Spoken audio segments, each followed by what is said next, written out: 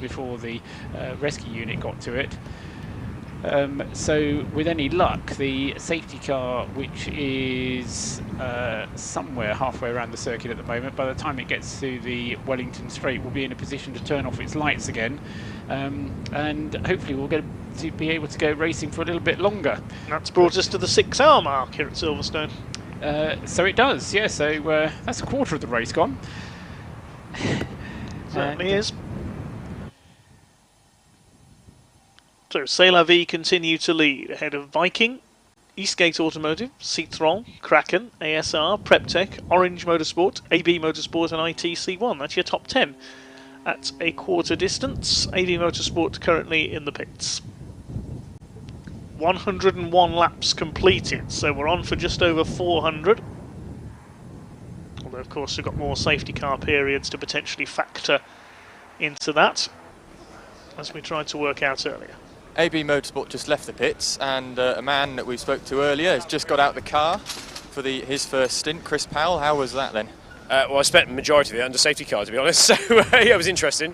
We got stitched up. The one safety car came out right in front of us, and then I don't know why the 20 cars in front of us got to do another lap, so I'm assuming that's cost us some time, but I haven't seen yet. So it's a shame. I quite enjoyed the last. I did 5 laps just before the last safety car in the rain. It was good fun. Good. So you're enjoying yourself despite all the safety cars. I think they're out for the fact that it's night, so any incident, they're just putting the safety car out, so it's good safety reasons. But you'll have another stint later on in the morning, so you're going to go and have a sleep now, I suspect. Yeah, in a bit. I got to calm down first. All right, we'll go and let you calm down, and we'll speak to you tomorrow at some point. Thank you. Cheers. Another very valid point there, that you know, you're not going to necessarily get out of the car and immediately going to be able to go and have a sleep either, because you know, the adrenaline is buzzing, and your just blood pressure and general heart rate does need to come down a little bit before you can get any useful rest. And number of drivers anyway say that during a 24-hour race they barely rest, just because of the adrenaline pumping through the veins. Although with quite a few teams running 3-4 drivers and 2.5-hour stints on a tank full of fuel, it does mean that you do get some quite lengthy rest periods. So you know, you can get up to 8 hours of rest between 2 stints, and across the space of 24 hours, then it does mean that it's slightly more doable. Back to green flag as the race heads into its 102nd lap then. So let's see if Richard Grindrod for the Viking team continues his pursuit of Chris Chadwick and C'est La Vie at the front of the field. Got a few cars coming into the pits. I think what it might have done is to help Richard Grindrod make up some of the ground on Chris Chadwick, because the safety car will have bunched them up to a certain extent, and it will have hindered David Drinkwater, because the safety car came out roughly in the same place as it was before. So the nearly a lap, it wasn't quite a lap, but the nearly a lap disadvantages he hasn't been able to make up any ground at all. So the value of having a quick driver like David Drinkwater behind the wheel of the car has been lost, because as we just heard there from the interview from Duncan Douglas, it's you can almost spend your whole stint behind the safety car. In fact, since David Drinkwater has been out at the wheel of the car, he's been out for 27 laps, and of those, probably around 20 of them have been behind the safety car. So it's probably been a frustrating time for him and everybody else who's been out. 4 cars into the pits. Cat's driver training. Nick Fashy has come in. 458 is in its pit box, or in the pit garage now. More hammering going on. New door required. Lots of bodywork damage. The driver, as far as we're aware, is all right. Is that the car that went off at Maggots? Yes, I think it is. And it's front, left and side damage, and they're going to replace it, or they've got a donor car, as they called it. They're going to cannibalise that one. So it'll have a black door, but they're hoping to get that car back out. I don't know how long they'll be, but they're working furiously on that car now. There's at least 4, 5, 6 mechanics working on that car now, so they're prepared to be back out in the race ASAP. I think we'll just leave you down there, actually, Douglas, Duncan, because you've got some lovely sound effects going off in the background of the work that's going on the car, and we can hear every bang of the hammer as they get on with the work. Just go and stick my mic up by one of the mechanics there. Yes, maybe not. What you're going to say there? Yeah. Excuse the innuendos. Yeah, so Richard Grindrod, I reckon, I mean, he'll be able to have saved some fuel whilst the safety car has been out, but no more than 20 minutes until we get Richard into the pits. And of that leading group of, 6 cars, Richard Grindrod probably one of the first to come in. The other one likely to come in sooner rather than later is going to be the 390, the ASR car of Scott Jeffs. So those cars are the ones that have been out there the longest, and purely by that calculation, oh, guess what? Here we go again. Yes, it's almost not worth, actually. No, I won't say it. There is so little time between safety cars that it's not worth kind of not having the safety car. That looks to me like it's maggots again. Okay. I can see recovery vehicles heading up that way, so let's get on the cameras. By the end of this race, Dave Goddard will be expert at working these. He's getting on with it far more efficiently than I did, I must admit, when I was trying to get through there. Having a systematic mind to it. But we're getting up. Here we go on a lap of the circuit via cameras. Let's see what's happened. Just looking if there might be somebody pointing in the wrong direction at Club, yes, actually. I can see a ball of light at Club Corner. Pointing in the wrong direction. Spotted. That's coming out of Club on the exit. Somebody's gone wide and possibly spun through 180 degrees, but it might just be a circuit light on the edge of the circuit. I wonder if it's a circuit light. No, it's definitely a car, and it's definitely pointing in the wrong direction, and it's at Club Corner. Whether that is the only thing, it's entirely possible that we've had something go off at Maggots as well. But nevertheless, maybe that was just the safety car starting its lap that I saw charging up through Maggots. Yeah, it looks like we've got a car stranded at Club Corner. The cameras have you give a second to it.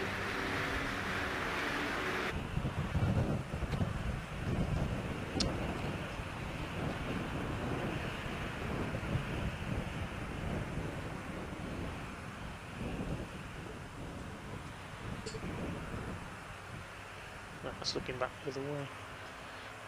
Yeah, so the safety car, as I say, all it does by having these short intervals, it just changes the point at which the safety car comes out and kind of squashes the gaps up. This time, though, it has enabled the Viking car to close a little bit on the Team C'est La Vie. So Richard Grindrod closing in on Chris Chadwick. The gap was coming down anyway, but it's artificially now coming down as a result of the safety car. And David Drinkwater, I think, is... Oh, he'll have gained a little bit as this one. I think he might have managed to get the safety car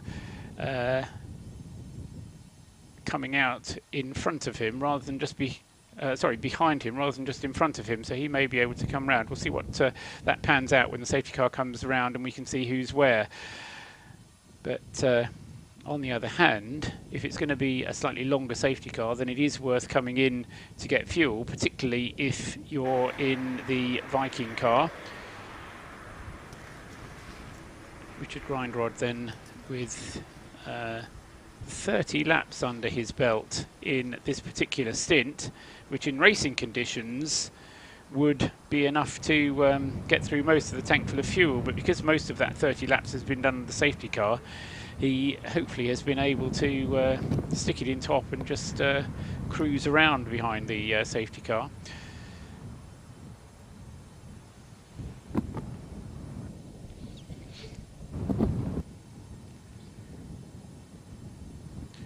So this one brings us up to, is this 8?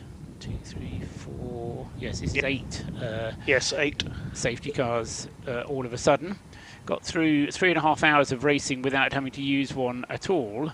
And then the last 2.5 hours, 8 safety car periods. So yes, very much the story of the race having to be neutralised for the whole of the circuit to deal with incidents as and when they occur, and marshals needing to access the circuit to get cars to places of safety.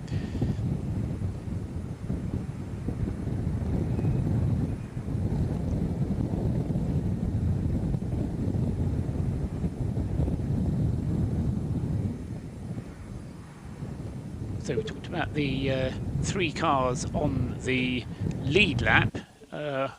On 1 lap behind, we have Chris Nyland at the wheel of the Citroen Racing Car 376, Ron Lynn at the wheel of the Kraken Motorsport Car 411, Andy Mollison at the wheel of the Preptech Car 367, Scott Jeffs at the ASR 390, John Gladden in the Orange Motorsport Car 449, Elliot Norris in ITC 1 325, and Daniel Bruce in the Old Hat Motorsport 321. So that is in total 7 cars, all 1 lap behind the leader. And with the way the safety car is out, just being 1 lap behind the leader, that can quite easily get you back onto the lead lap if the safety car falls for you. Not that you can be as clever as you can in American racing, where very often you can use safety cars to get a lap back automatically. You have to rely on where the safety car comes out on the circuit and where you are in this form of racing. Any ideas who we might be missing, Dave? No, he hasn't come up on the list just yet. Right, so the car, from the distant image I can see it on the camera at Abbey, the car looks blue to me, but that's the only clue I've got. Okay, we'll be able to do it once the safety car comes through past our box at Woodcote. Everybody will then tick off another lap across the start-finish line, and the one that doesn't then becomes the car most likely to be the candidate for the car that's come off down at Club Corner. At the moment, the only car which is in the pits, if you will, which got there properly, is actually the car number 400, which got back into the pit lane under its own steam, having been driven back there, having been in the gravel about 20 minutes ago. So everybody else is out on the circuit in the safety car train, because if you've needed to top up with fuel under safety car, you would have done so already. So most of the cars are ready for fuel, some of them coming through. Yes, now David Drinkwater was one of the first to go through under the safety car, so he still hasn't got his lap back. So he goes through now, and so the safety car has come out just in front of David Drinkwater, so once again it's come out to his disadvantage. But as far as there's Chris Chadwick goes through in the queue, and how far behind him in terms of cars is Richard Grindrod. I'll tell you in a minute, but probably round about 15 cars or so. But once again, as the safety car goes through, cars practically coming to a halt as they trickle through in front of start-finish. Presents its own challenges in itself, of course, because even though Citroen C1 is pretty much road-based, they do like running at full pace rather than at walking pace. There's a couple of cars shown as missing on the timing screen, one of which is the 447 car, and that's Mark Werrell. Oh. Is it him that's gone off up at the Exeter Club? Or is it the 317? That's showing as missing as well, the Team Tivoli car. There's a couple of cars showing as missing that might still be in the pit lane. Well, that's kind of why I was looking for cars in the pit lane, but the ones that are in the pit lane are ones that have been towed there on the backs of flatbeds rather than going through under their own steam. We can't really work it out who's the one that's missing, because they've still got an awful lot in the safety car queue to come through. But once we get to the end of the train through the safety car, then that should give us a clue as to who hasn't come round yet.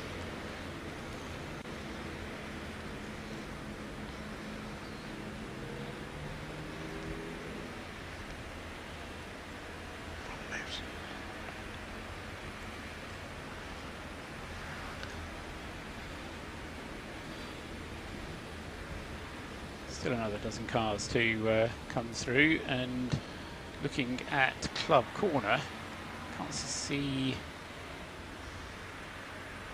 Yes, the very bright light at Club Corner is still pointing in the wrong direction, but I can't work out whether that's a car still that's off there that's pointing in the wrong direction.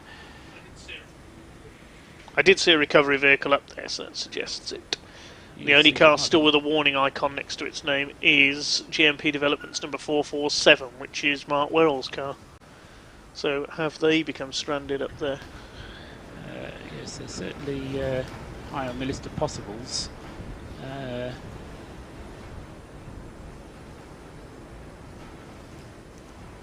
And yeah, Richard Tarling 400 is the one we know that's in the pits. So yes, I think you're right, Mark Werrell.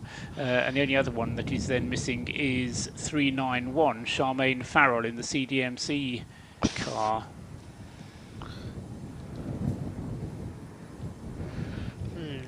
Well, the recovery vehicle is with that errant car. Yes, Charmaine's car went off shortly before the safety car. Yes, I think Charmaine's car might have been the one that went off for the previous safety car and the 391 car, and then Mark Werrell is the one that's off with this safety car, would be my interpretation of the numbers that we have at our disposal. But Mark Werrell's just come into the pits now. Has he? Under his own steam? Under his own steam. Okay. Yep. And the lights that were pointing in the wrong direction at Club Corner are still there, so any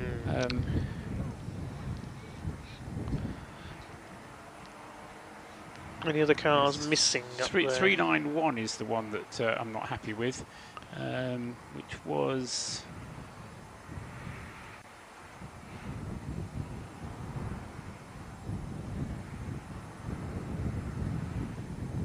what's on that screen.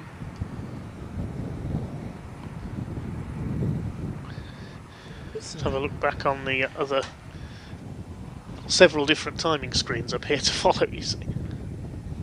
391 being in 89th place, so long way down, but last across the line around about 5 minutes before the safety car came out, but that was why I thought it might have been the previous safety car which caused it. So more news from the pits, Duncan? Well, Mark's obviously quite upset. It looks like a car has been down the side, the left-hand side of the 447, and they're now pouring oil into the car. And Mark was saying that he's got no lights on the dashboard either, so perhaps an electrical fault as well that prevented him from being able to drive, but fortunately could be fixable, we hope.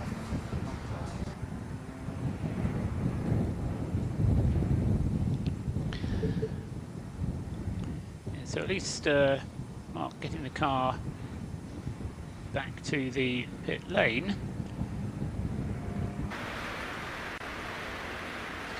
That car's going into the garage now. That's a shame for the GMP Developments team, one of the biggest supporters of C1 Racing since the inception of the club. But they are a team that has so many cars entered that you kind of think that whatever happens, they're going to have one car that's a complete disaster, one that's quite successful, and the rest are going to be somewhere in between. And kind of living with the various misfortunes. Now, there is a circuit vehicle, which is not the safety car, just going through Club Corner now, and is, I think, now beginning to disappear from that part of the circuit. So the safety car currently just heading up towards Beckett's. Rest of the queue coming through in front of our commentary position at Woodcote, and my hope would be that by the time the safety car gets to the Wellington Straight, we'll be in a position where we can get on with the race again. But with so much yellow showing on the screen through pretty much the last 2.5 hours of the race, longest period we had of green flag running in that period was 15 minutes, no, more than that, 19 minutes. So we had a 19-minute period of no safety car, but apart from that, pretty much the last 2.5 hours have been not able to be raced on because of cars falling off the circuit and then needing the safety car to recover them.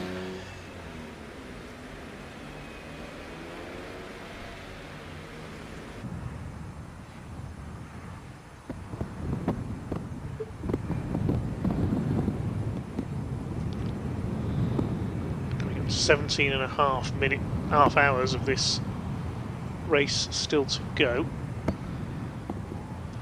The most frustrated man on circuit now is probably Richard Grindrod, because he keeps starting to close the gap on Chris Chadwick at the front of the field. Every time he gets a decent lap in, the yellow flags come out again. Yes, but I think the same level of frustration can probably be felt by nearly everybody out there, because they all want to race, and they're all finding their efforts to race thwarted, because as soon as they, as you say, as soon as they start to race, they can't tell whether they're closing the gap or not, because they just get faced with another safety car period. Who's this coming around at the moment, all on his own? At a fair old rate of knots. Yes. No idea who that was, but a car going through. That, hopefully it will catch up with the back of the safety car train, and hopefully the safety car will then be able to pull off at the end of this lap. The brightly coloured Clapham North car just finishing their pit stop. I heard the driver talking that there's a bit of a dry line out there now, so it's pretty dry. It's not raining at the moment. Yeah, you can't see any rain on our cameras. And the fresh driver in that car is actually looking relatively unscathed, so good for the Clapham North car team, 474. So they're out on track now.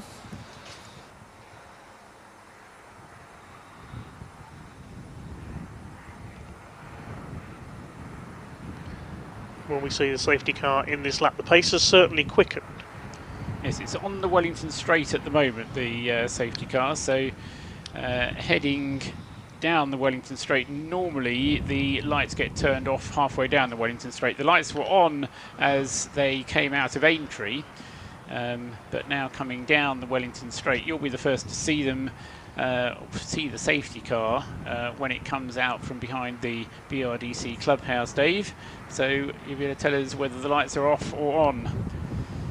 It's about to appear from behind the building now. The lights are off, so we're going racing again, this time by completion of lap 106 for this Bistrigo Parts Distribution Citroen C1 24 Hours of Silverstone. About to go back to green flag racing once again. Team C'est La Vie continue to set the pace. Safety car goes into the pit lane. Swathe of headlights comes towards us. The green flag waves. We're back racing once again on the Silverstone Grand Prix circuits.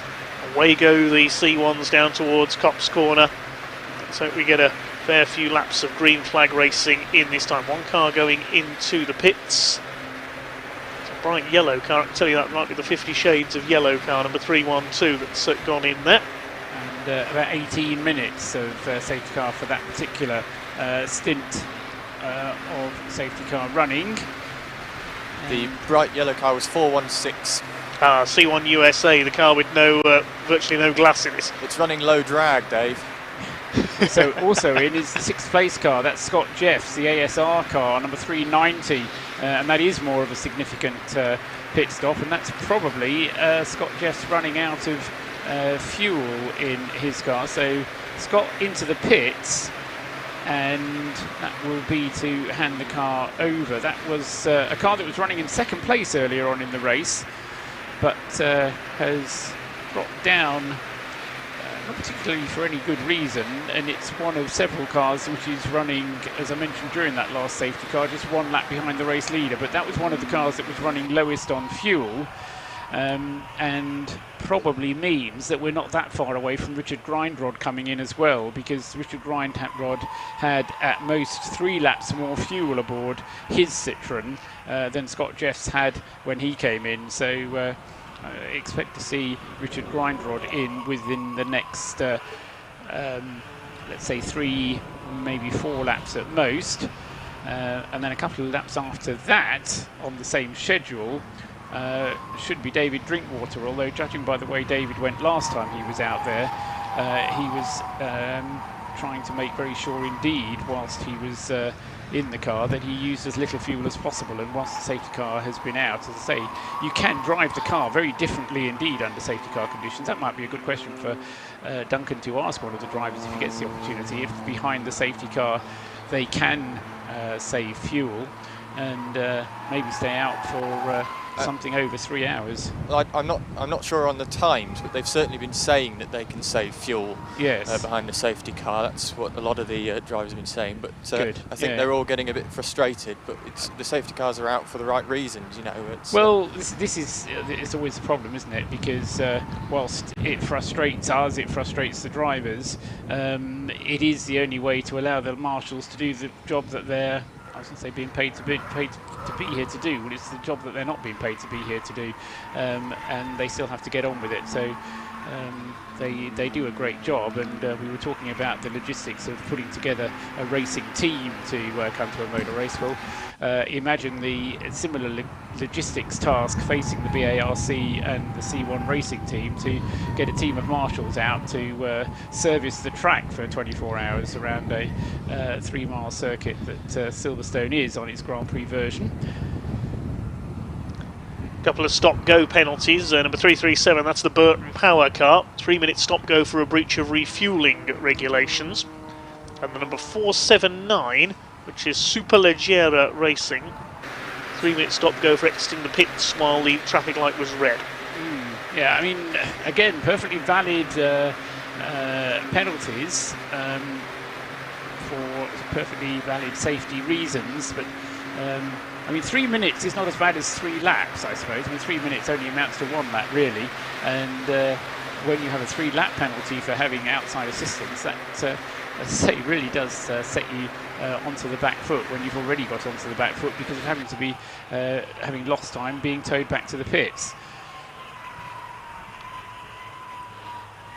107 laps completed by the leading team, C'est La Vie car. All the leading runners have made 2 stops except for Orange Motorsport. It's John Gladman on board that car at the moment. Is that the same John Gladman who used to race in road sports many years ago? I seem to remember who was one of the first to race a Lotus Elise in the UK. Yeah, the name rings a bell, but John and Philip Gladman. That's I'm not sure. We'll find out, no doubt, at some point. Car 450 looking like it might be back out again. They've spent a bit of time in the garage, but that's the Norwegian team, I believe, car 450. It looks like Storkson is about to go out, so we might see that car out in the next few minutes. They had a rod go through the crank, so it was all gearbox related, which we suspected when we saw them come in, but hopefully they've fixed that now and the car will be back out on track, so car 450, probably Storkson driving. Well, the lead gap has really come down now. It's under 37.8 seconds now between C'est La Vie and Viking. Richard Grindrod getting the gap down. His last lap was 2 seconds quicker, near enough, than Chris Chadwick. But David Drinkwater, I mean, he must be the one who's frustrated because whilst the safety car helped Grindrod bring the gap down, it did exactly the opposite for David Drinkwater, and his gap back to the race leader is something like 2 minutes, I think. Yeah, so it's very nearly 2/3 of a lap. 2 minutes and 11 seconds is the gap between David Drinkwater and Richard Grindrod. Richard Grindrod, beg your pardon. But Richard is, as I say, coming towards the end of the fuel that he will have aboard his Citroen, subject to his ability to save it under the safety car. Chris Chadwick should have enough for about another half hour or so yet. So the order of the leading group coming in most likely will be Grindrod first, then Drinkwater, and then Chadwick, which will help Chadwick. But then again, depending if we have another safety car, then that again can throw in the element of the luck of the draw as to whether the safety car comes out between you and the car you're following. Between you and the car you're trying to catch, or whether they and that ends up separating you, or whether it comes out together. Quicker lap that time by Chris Chadwick. I suspect it's all because the track is just drying out all the time, Dave. Yes, I would suppose so, Duncan. No, I was just going to say, as we enter the 6.5 hour, isn't it?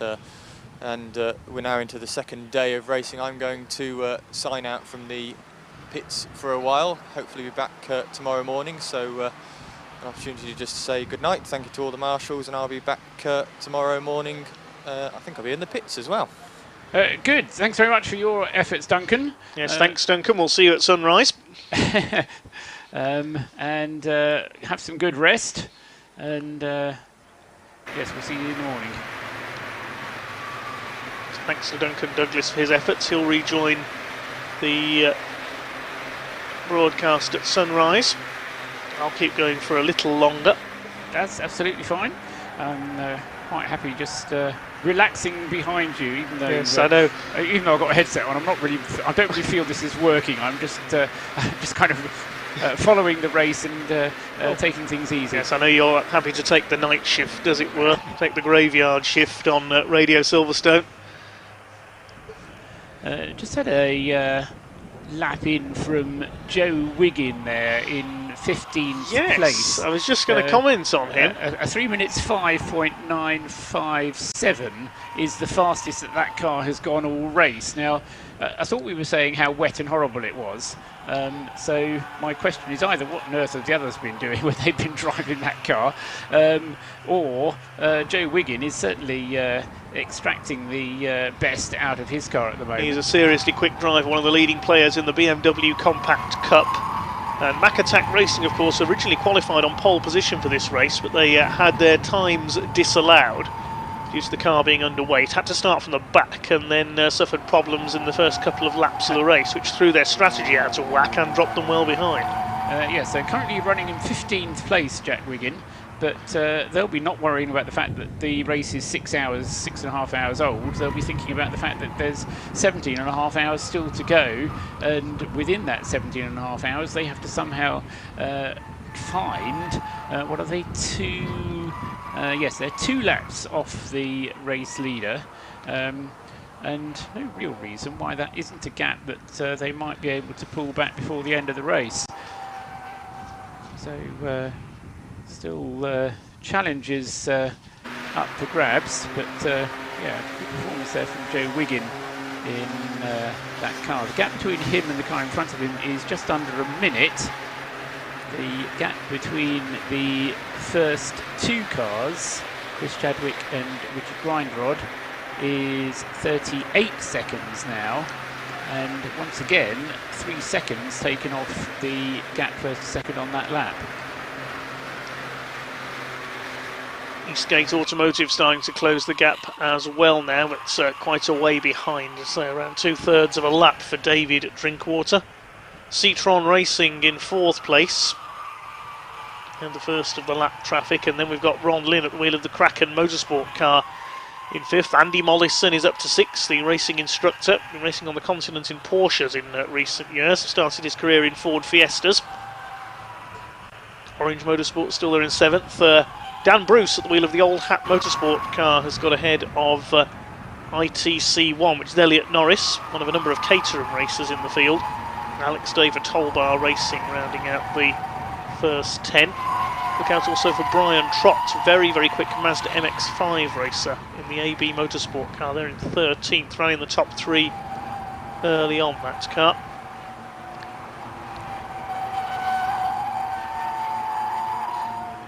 Engineering featuring in the top 20 for perhaps the first time in this race. Neil Chillystone, the man at the wheel of their car. He used to race Formula Ford, I believe, several years ago. Quite proficient in single-seaters.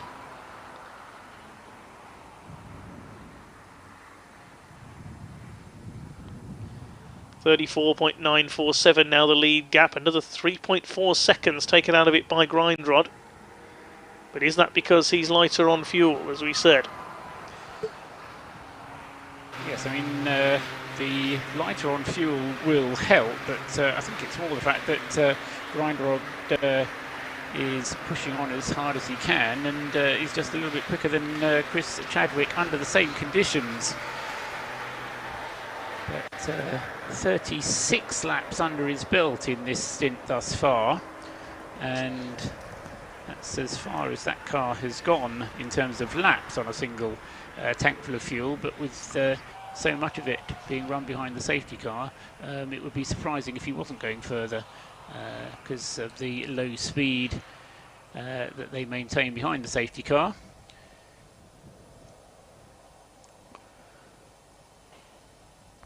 See if Drinkwater's closed in at all. He's lapping in the 3:05, so it's likely he will have done. Joe Wiggin has gone quicker again, 3:05.153. This time around, another personal best for the Mack Attack Racing number 347 car. They're back in 15th place, 2 laps down. Maybe Drinkwater still 2 minutes 5 seconds behind Richard Grindrod. Those are the 3 cars on the lead lap.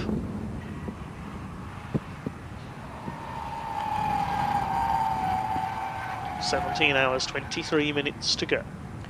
Yes, it was Simon Walker-Hansel in the car immediately before Joe Wiggin, and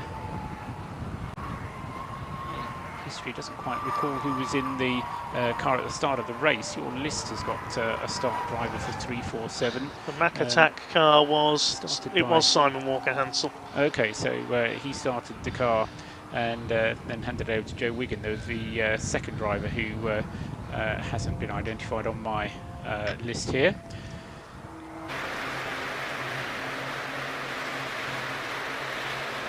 Orange Motorsport still up there in 7th place despite taking 4 stops, twice as many as all the cars ahead of them. Yes, one is number 449, isn't it? They served a penalty for one for yes. a Hootag offence. That's right, they did, didn't they? I just wonder if the other stop was a penalty stop, or whether they were trying to do something under safety car conditions. Conditions must be improving because Chadwick is just in a 3:03.894, only a second over that car's personal best, and indeed the fastest lap for the whole race. Has pulled away again from the Viking car, so maybe he's been given a signal and is responding here. Chadwick, Grindrod, Drinkwater, Chris Nyland is 4th in the Citroen car, that's running well. Tollbar Racing still in the top 10 with Alex Day at the wheel, number 333. Yes, 449. John Gladman has only just taken over that car, hasn't he? So that's the 4th pit stop, which, despite the penalty, oh no, the stop and go penalty was taken, and that's then the car running out of fuel as a result of its stop. So it's probably merely pointing out that we are getting towards the end of the fueling amount for firstly Richard Grindrod, the other one who perhaps will be due in, 367 out of 6th place, the PrepTech UK car, which has Andy Mollison driving it. This is whereby looking at who does come in, we'll be able to say that the ones who don't come in were the ones who were saving the fuel most effectively behind the safety car.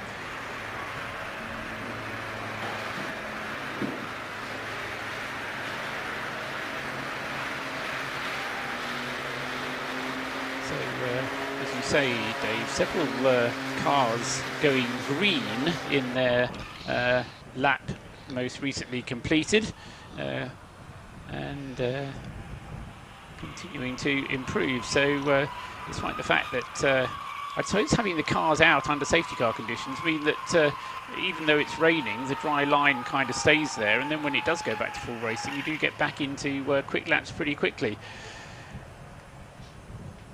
37 seconds the gap last time around between Chadwick and Grindrod. Waiting for Grindrod to come through now and see whether that gap has come down. I think he's in this clump coming through now. There he goes. That's gone up that time. So it was a 3 minutes 04 from Chris Chadwick, and whilst he was trying to get through that clump of cars, Richard Grindrod actually losing ground. So the gap goes up by a couple of seconds on that lap.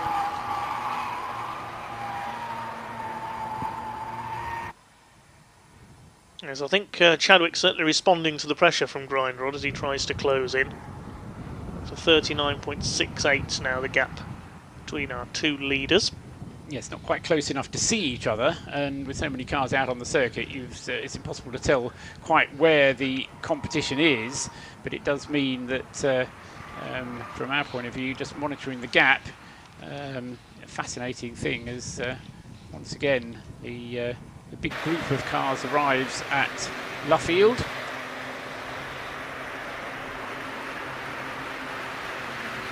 And of course the problem is if anyone could actually see the track, we'll be able to see just how wide the dry line is, but it means that if you're on the dry line and you're on your own, you can clearly go quickly, but I suspect that to do a lap, you need to have a clear lap where you don't have to get off the line very often, because what you don't want to be doing is coming down Hanger Straight and committing yourself full tilt for somewhere like Stowe Corner, and then finding you have to get off the dry line because there's a slower car in the way.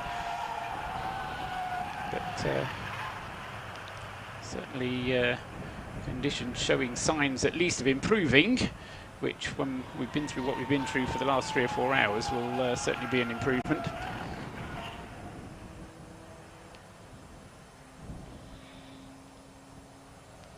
There goes that purple adorned car again, still with the lights flickering away. So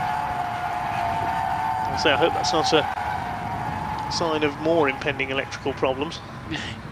I suspect the lights are on an entirely different circuit, but the fact that it is drying out and it's still flickering tends to suggest that there's something up, that whether they'll bother addressing it, if it's not actually affecting the car very much, they may just leave it doing what it's doing. One car coming into the pits down there. We'll look who that is, if we can see it on our screens. It's coming in at a fairly rapid rate It was, of knots, yes. And the performance preparation car number 375, running down in 27th place at the moment.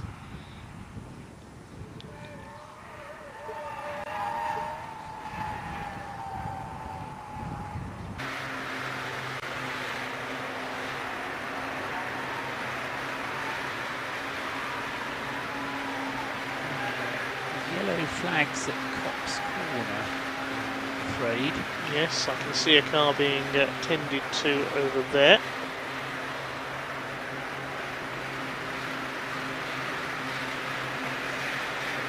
I was going to say from this distance which one it is. Oh, it's upside down, whoever it is. Oh dear, that's car number 308. The camera has zoomed in on it. That is the Emax Motorsport car. Now, who was driving that? It's come up on the screen already. 308, 3-lap penalty for assistance. They haven't even recovered it yet. Makes you wonder whether it's already had one, doesn't it? Because no way can that have happened quite that quickly. Marshals flip it back over. Just about. getting it off the roof onto the side is the easy bit. It takes a little bit more There we go. power to get it onto all four wheels, but it's now on all four wheels. The feeling the driver stayed strapped in whilst that whole procedure was taking place. Yes, he did. And it will now be towed away. This being the car which is currently 67th, Daniel Perry, the driver. And he, as Dave says, the Emax Motorsport car. And this time we are covering it with a local yellow. Kind of makes me revert to my change of shift in race control theory again, but never mind.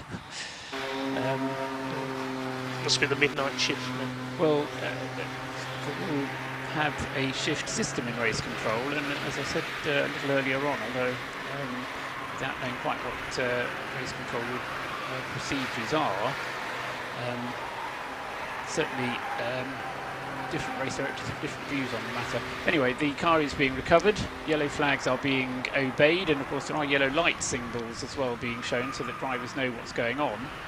And the car is being recovered to a place of safety. And it will be, I think, safely behind the tyre wall before very much longer. So, with the driver presumably perfectly okay, because marshals were talking to him before they put the car back on all four wheels. Having got him on all four wheels, they then dragged him out of the way. They'll then see what they're going to do, whether they're going to put it on a flatbed and take it back to the garages through the service roads, or whether they'll let the driver drive it back on his own, under his own steam.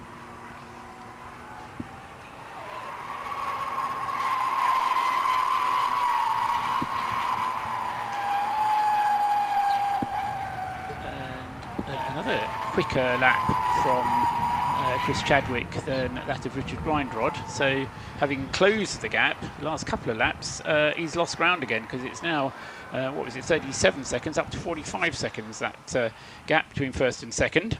Richard Grindrod maybe prefers the damper conditions. It may well be, that's exactly that. Chris Chadwick realising that the conditions drier than he thought they were, and we've heard this said, isn't it, that the track, I think as well, when you can't see the track surface, you may be a little bit more tentative as to how hard you're willing to push, and then it's only when you see somebody else going fast, you think, oh yeah, you can go through there flat, or take a corner in a higher gear or something like that, and then you end up just surprising yourself at how fast you can go.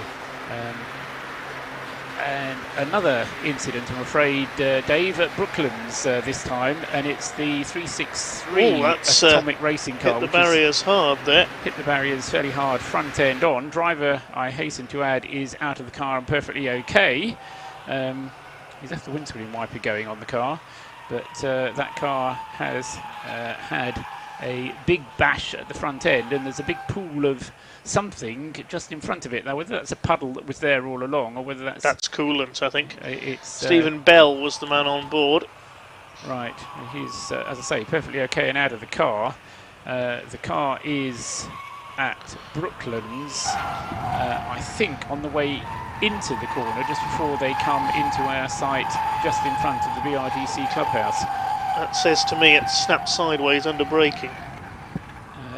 Something like that, and then gone head on into the barriers on the right hand side. Or it's received a tap. So we can't say for definite, because we didn't see the incident take place. The marshal's trying to move it, but the amount of damage to the front end, I would say the front suspension's broken. I don't think they're going to shift that without a recovery vehicle. Marshals are strong, but they're not that strong. So yeah, the front left wheel hanging off the car, and so that's going to have to be a recovery again.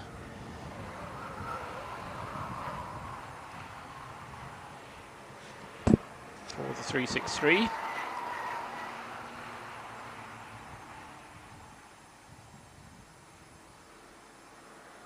And Richard Grindrod, sorry, on that last lap again, losing an awful lot of time. 5 seconds on that lap, 5.5 seconds on that lap, slower than Chris Chadwick.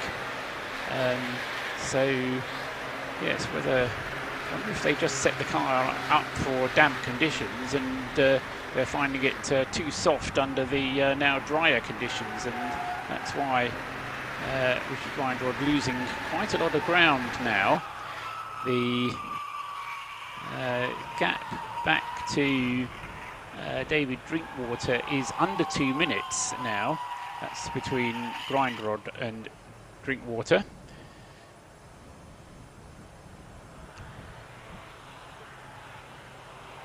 The Kraken car is in from 5th place.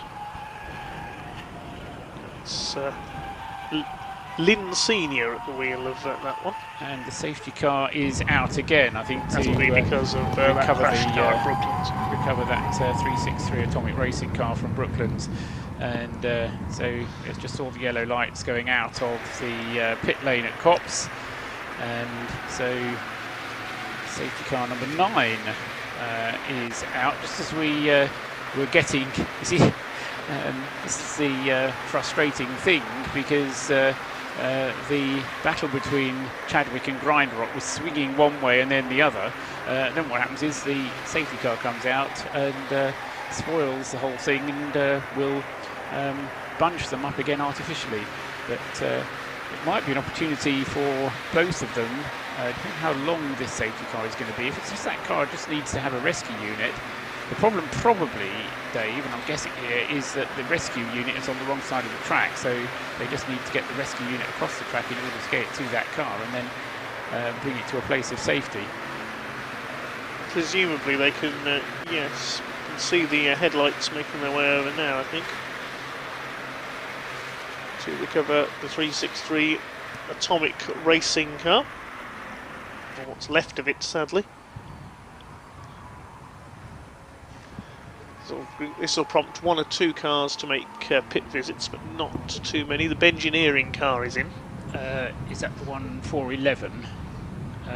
No, that's the Kraken car in, and also David Drinkwater in. So David, it depends a little bit where you are on the track as well. So if you can get into the pits before you get held up by the safety car queue, then that will help you, because all you then end up doing is sitting behind the safety car queue that you would have sat behind anyway once you get out of the pits. So yes, David Drinkwater close enough to pit lane entry to be able to come in straight away.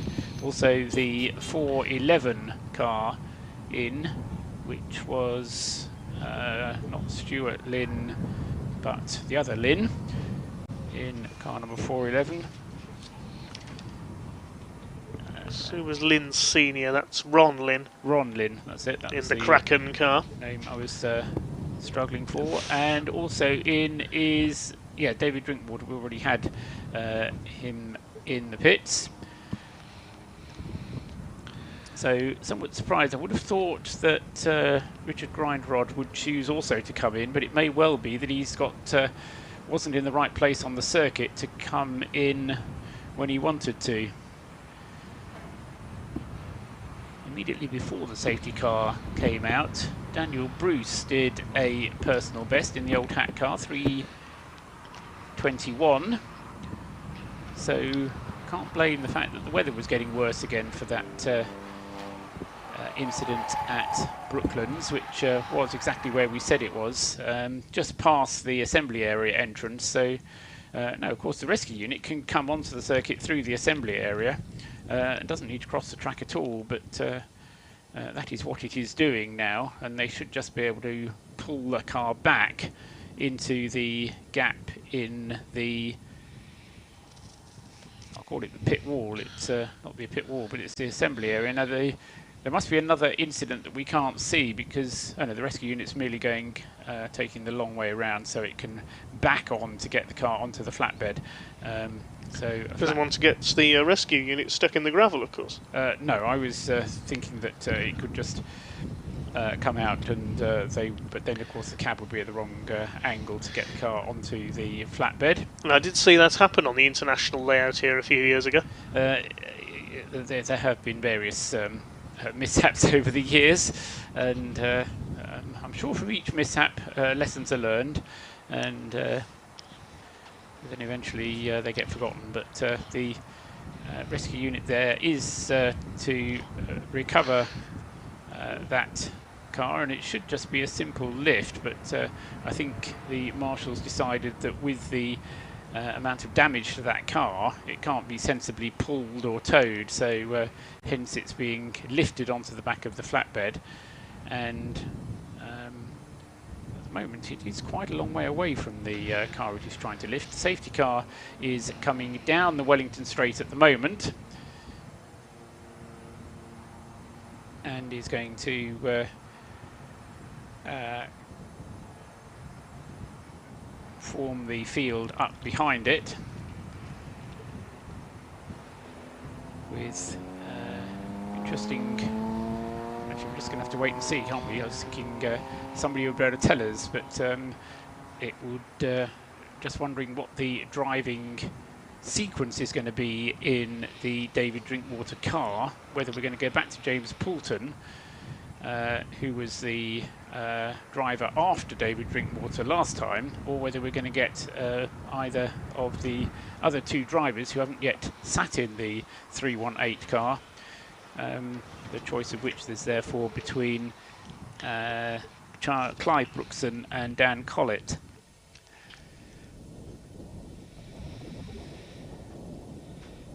Probably see this time around who's in the car. Dan Bruce was running well with a personal best of 3:04.419 on the last racing lap. Just before the safety car came out, yes, and an indication of how long the safety car lap is, because that car still being shown, or that lap still being shown as being the last lap, as well as the best lap for that car, as the safety car now brings the train through. And again, 3 or 4 cars choosing to peel off and enter the pit lane.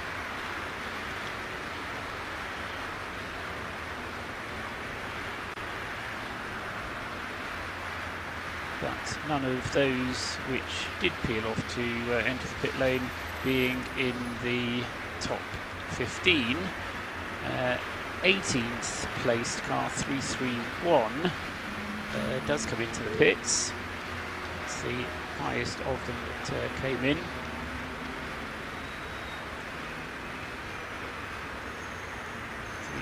Being Arthur McMahon, and also Brent Millage in 370 coming in just behind him.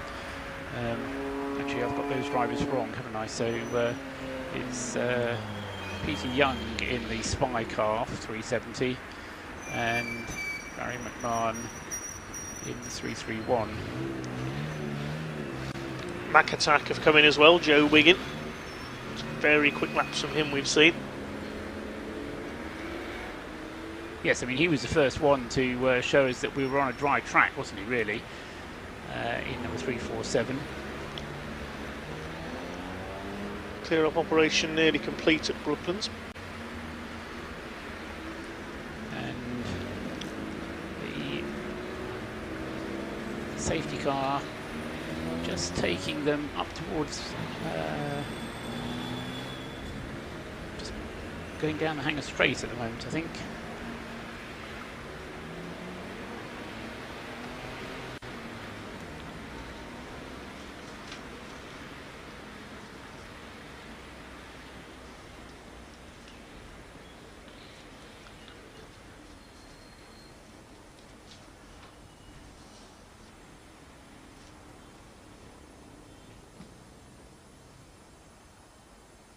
While we have this safety car period, I'm going to sign off for a few hours, I think, and refresh myself ready for sunrise. Right. When I will take my next shift on both Radio Silverstone and the live stream commentary through until 9 AM. Okay, thank you very much for your assistance. Thank you for listening, everyone, and I will see you in a few short hours. And so, yes, rest well, Dave Goddard. Thanks very much for all your efforts thus far today. Let me just make sure that I'm not treading on your wires, or you or mine. And say, by the time you come back, we might be into the second half of the race, but probably only just. So plenty of action still to come, I'm quite sure, and we'll be hopefully resuming racing quite shortly once the safety car comes in, which it should be doing at the end of the lap that it's currently on.